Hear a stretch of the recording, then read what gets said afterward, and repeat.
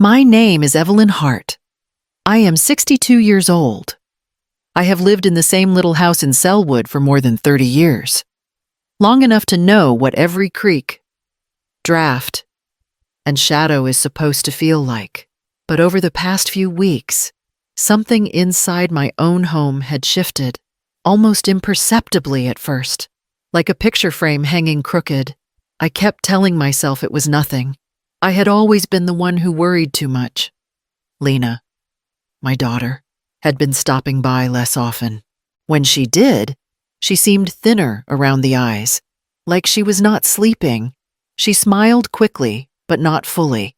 Marcus answered most of my questions for her, a hand on her back, guiding her out the door as if she were late for something she had not told me about.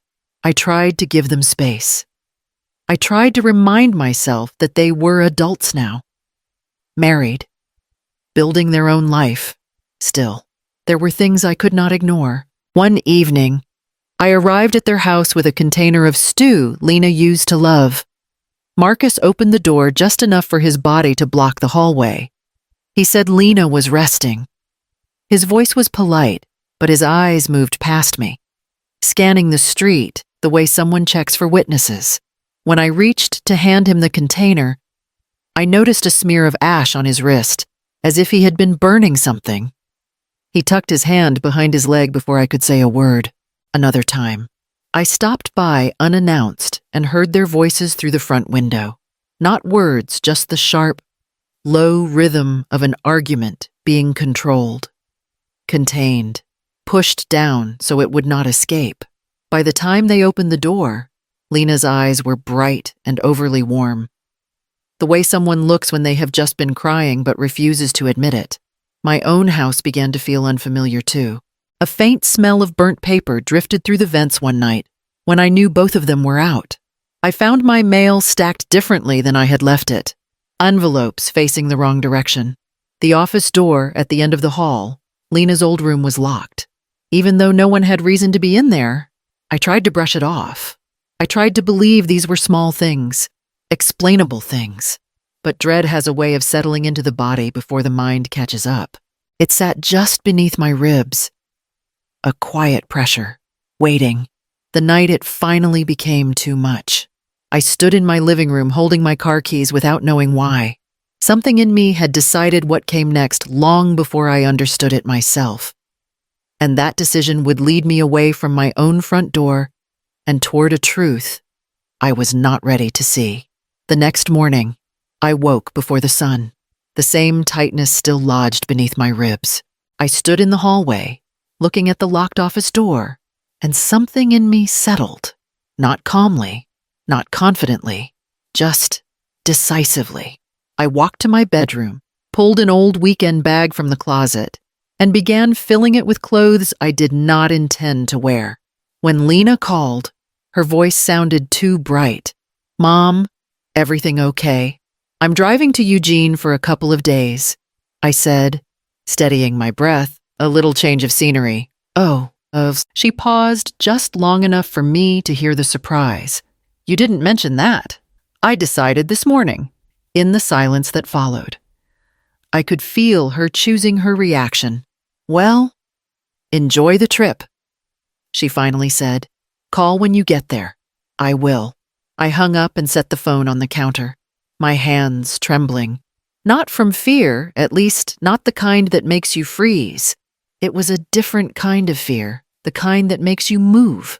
I slipped out the back door with my bag and walked across the yard to Mr. Calloway's house. He was already on his porch, wrapped in an old sweater, as if he had been waiting. "You going somewhere, Evelyn?" he asked softly. I told them I was. I said, I need a place to stay for a day or two." His eyes narrowed with concern, not judgment. "You come inside. No questions unless you want them." I stepped into his living room, the door clicking shut behind me. "I think something is happening in my house," I whispered, "something I do not understand." "Mr. Calloway nodded slowly, as though my words were only confirming what he already knew. "Then you stay here," he said, "and you watch." Sometimes that is the only way to learn the truth. I set my bag down beside the couch, listening to the faint hum of my own home through the shared wall, and felt the line between doubt and certainty finally break. Mr. Calloway moved around his small kitchen with the slow confidence of someone who had lived alone a long time. He set a mug in front of me, then lowered himself into the chair across from mine. His eyes stayed on my hands, which were still unsteady around the warm ceramic. "You have been nervous for weeks," he said quietly. "I hear it in the way you walk." I tried to smile. "You hear me walking. These old houses talk," he murmured. "Yours more than most." He folded his hands, waiting. I let out a breath I had been holding since yesterday. "Something is wrong with Lena," I said. "And Marcus, I do not know how to explain it, but you do not have to." His voice cut in gently but firmly, as though stopping me from taking on too much responsibility. "I have seen things too." My stomach tightened. "What things?" He took a moment, choosing his words. "Lights on at strange hours. Voices in the backyard around midnight. Your mailbox being opened when you were not home. Sometimes the man brings papers out to his truck and burns them in a small tin bucket."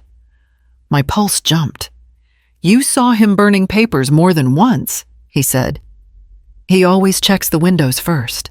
I felt the floor shift beneath me. "Why didn't you tell me I was waiting for you to notice?" He said simply, "You would not have believed me before now." I pressed a hand to my mouth. He reached out, resting his fingers lightly on my wrist, an anchor, not a comfort. "You are here now," he said. "That means you are ready to see what you need to see." I swallowed hard. "What should I be looking for?" He leaned closer, lowering his voice until it barely carried across the table. "Do not look yet. They are different people when they think the world is asleep." His eyes held mine with a seriousness I had not seen in him before. "Wait until midnight," he whispered. "Then you will understand." His words settled in the room like a weight, and I realized my fear had shifted, no longer vague, no longer imagined, but something real enough that even my neighbor had been watching in the dark. Midnight crept in without sound, the kind of stillness that makes every breath feel too loud. I stood beside Mr. Calloway's upstairs window, the curtains slightly parted. He stayed a step behind me, his presence steady but quiet. "They always start around this time," he murmured. "Watch the side door." The side door of my house opened. Just as he said, Lena stepped out first, holding a cardboard box against her chest. Her shoulders were tense, her face pale in the porch light. Marcus followed, another box in his arms, moving with quick, purposeful steps. I pressed closer to the glass. That box. She used to keep her old sketchbooks there. I whispered. "Not anymore, Mr. Calloway said. They carried the boxes to the basement entrance, the one that stuck in winter. Marcus yanked it open, and Lena flinched at the noise. When they disappeared below, I felt my heart beating in my ears. A minute later, Marcus came back out alone. He glanced over both shoulders before crossing to the backyard. From behind his shed, he pulled out a small metal bin, the kind people use for burning weeds or trimming scraps. He set it on the ground, poured something inside, and struck a match. The flame rose fast. Lena returned to the yard carrying an envelope. Even from this distance, I recognized the way she held it, like it was fragile, like it mattered. Marcus motioned for her to hand it to him. She hesitated. He reached for her wrist. Not rough, but firm, guiding her until she let go. Then he tore the envelope open, removed several papers, and dropped them into the fire. The edges curled instantly. I inhaled sharply. "That looks like a medical form," I said. "The top corner, those blue lines, my clinic prints them that way." Mr. Calloway didn't answer. He just kept his eyes fixed on the burning papers. When Marcus returned to the basement with the empty envelope, Lena stayed outside. She paced in a small circle, rubbing her arms, shaking her head. She looked up at the second-floor windows of my house as though listening for something. Then she reached into the box she carried earlier and pulled out a thick binder. My name was written on the spine, not my first name, my full legal name. I felt my knees weaken. "That binder is mine," I whispered. "It has documents I never kept in the house." Lena opened it briefly. Pages flashing under the porch light records. Signatures. Numbers. None of them should have been in her hands. She closed the binder quickly when she heard Marcus calling her from below. As she disappeared into the basement, Mr. Calloway rested a hand on my shoulder. His voice was low, steady. "Now you know," he said. I stayed at the window, unable to look away from the empty yard, trying to understand what those documents meant and why they were being burned piece by piece. I sat on the edge of Mr. Calloway's couch, the image of the binder still imprinted behind my eyes. My name in Lena's handwriting sharp, hurried, nothing like the loops she used as a child. The weight of it pressed on my chest until the room around me blurred. When Lena was 6, she used to slip her small hand into mine whenever she sensed I was tired. "I will help you." "Mama," she would say, dragging her tiny plastic chair beside the kitchen counter so she could stir the pot with me.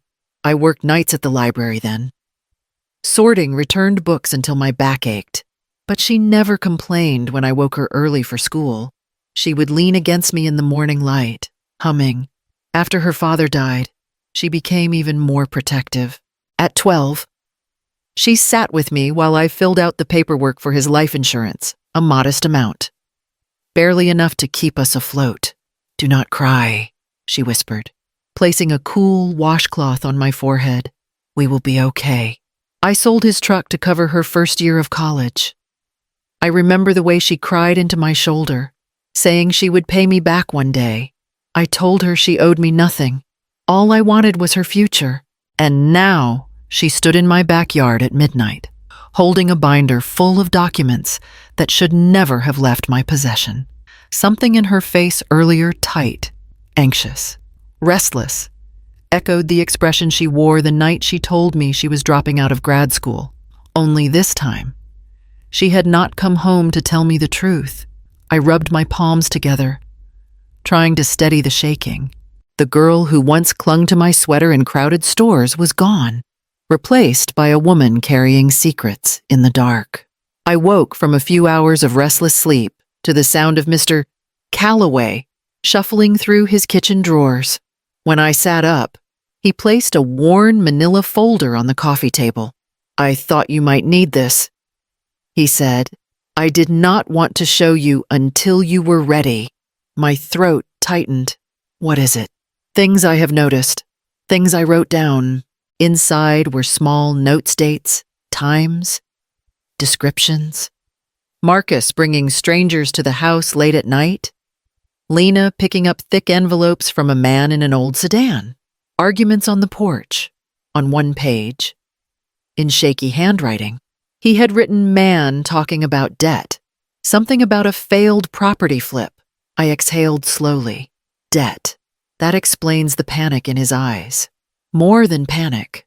"Mr. Calloway murmured. Desperation." I spread the pages across my lap. One note caught my eye. "He mentioned assisted care," I whispered. "I heard him tell your daughter it was the safest way to handle the situation. He said you would not fight it." My stomach twisted. "Handle me." He nodded. "He said your house was the only real asset left. Something about needing it to cover what he owed." I felt the blood drain from my face. "My house is in my name only. He cannot touch it." "He can," Mr. Calloway said softly. "If he proves you cannot manage your own affairs." My breath caught. The binder, the medical forms, the burnt documents, they forged everything. I whispered, "They are building a case to take control of my accounts." Mr. Calloway rested a hand on the back of the couch. "Your daughter looked sick about it last night. She is part of it, but she is drowning too." I pressed my hands together, trying to keep them steady. My own child using the language of protection to strip me of my life. The truth settled like cold metal. They were not planning for my future. They were planning for theirs. And they needed me out of the way to survive it. Chapter 7. Gathering Evidence with Shaking Hands. By late afternoon, the resolve inside me had hardened. I sat at Mr. Calloway's small dining table as he placed an old handheld recorder between us. The plastic casing was worn, but it clicked on with a steady hum. "It still works," he said. "Voices carry through these vents." I touched the recorder lightly. I never imagined gathering evidence against my own daughter. "You are protecting yourself," he replied, "and maybe giving her a way out." We set the recorder near the shared wall. Within minutes, faint footsteps and muffled voices drifted through. Then Marcus's tone sharpened. "She will not know the difference," he muttered. "The papers look real." Lena's reply was barely audible. "I do not want this. You already signed," he snapped. "Do not lose your nerve." My chest tightened. The recorder kept humming, impartial and relentless. Mr. Calloway slid a notepad toward me. "Mark the time." My handwriting trembled, but I wrote each moment down. Later, he led me to the spare room filled with old boxes. From one, he pulled a stack of envelopes Lena had dropped off weeks earlier. She said they were donation forms. He explained. I opened them carefully. Inside were photocopies of my medical records, bank statements, and a half-completed guardianship request. My breath wavered. "She brought these here. She was scared," he said softly. "And trapped." I pressed the papers against my knees, steadying my shaking hands. Fear had not vanished. It had simply turned, pointing me toward what I needed to do next. By the next morning, I knew I could not keep moving in the dark without someone who understood the law. I called an elder law attorney whose number a retired coworker once gave me. Her name was Marissa Doyle, and she agreed to meet within the hour. When I arrived at her small downtown office, she studied my face before speaking. "You look like someone who has been carrying a secret too heavy for one person." "I have," I said. My voice came out thinner than I expected. I placed the copied documents on her desk, the forged forms, the medical records, the half-completed guardianship request. Marissa's expression hardened with every page she turned. "How long has this been happening?" she asked. "Weeks," I answered. "Maybe longer." I did not want to believe it. She nodded once, decisive. "We can stop this. Today." Her certainty steadied me in a way nothing else had.